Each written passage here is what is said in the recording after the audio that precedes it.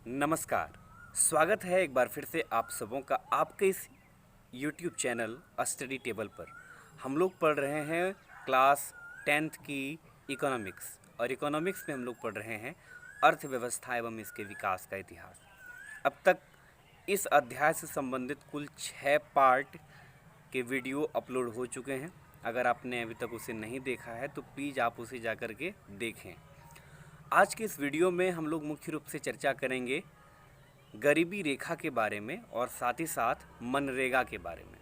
तो आइए ज़्यादा देर ना करते हुए प्रारंभ करते हैं। सबसे पहले जानने का प्रयास करते हैं कि गरीब कौन है। आप लोगों ने एक फिल्म देखी होगी, रोटी कपड़ा और मकान।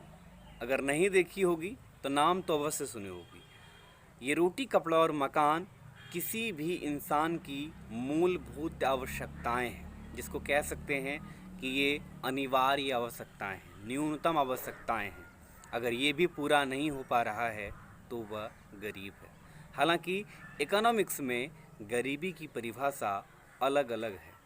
अमेरिका में गरीब उसे कहा जाता है जिसके पास कार नहीं है। तो गरीबी की जो मापदंड है वो भारत के अंदर योजना आयोग ने तय किया, और वो आधारित है कैलोरी मात्रा पर। ये कैलोरी क्या होता है?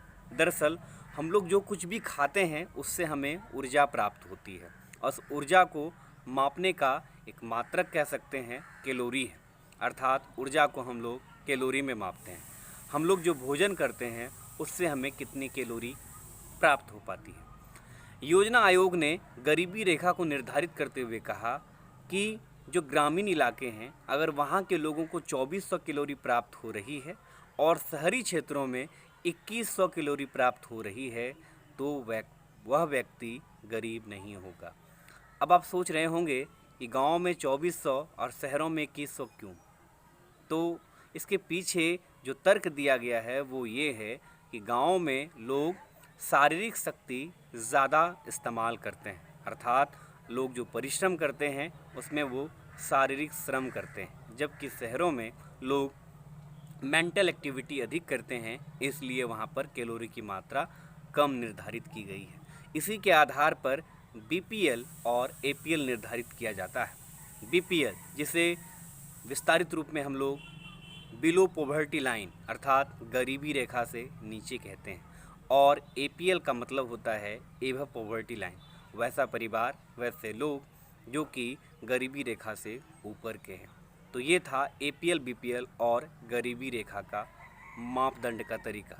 लेकिन कभी कभी हम लोग अगर इस पर सोचें तो क्या यह कैलोरी मात्रा सही है? बहुत सारे लोग जिन्हें कि भोजन तो मिल पा रहा है लेकिन वो अभी भी कई ऐसी मूलभूत आवश्यकताएं हैं जिससे दूर है। उन्हें यह भोजन किसी सरकारी संस्था के माध्यम से या गैर सरकारी संस्था के माध्यम से मिल रहा है।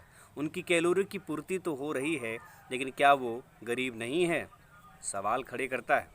लेकिन जो हमारे पुस्तक में दिया गया है उसको हम लोग समझें और तर्क भी करें। अब हम लोग सीखते हैं मनरेगा को।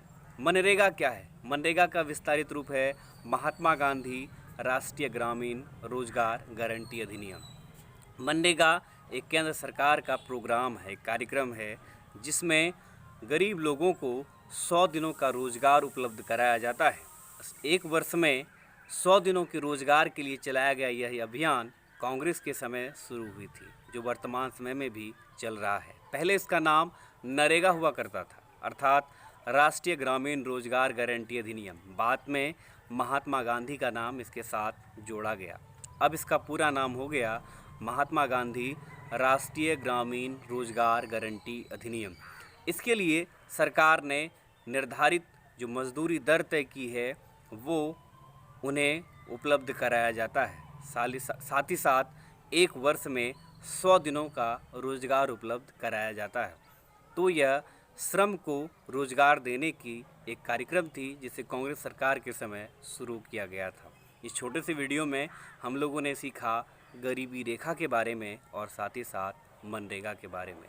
अगर ये वीडियो आपको अच्छा लग रहा है तो हमारे वीडियो को आप लाइक कीजिए, ज़्यादा से ज़्यादा साथियों तक शेयर कीजिए, और आपसे यही उम्मीद करूँगा कि आप नियमित रूप से अपनी पढ़ाई पर फोकस कर रहे होंगे, ताकि जब ये लॉकडाउन ख़त्म हो तो आप एक अच्छे विद्यार्थी के तौर पर जाने जाएं। धन्यवाद।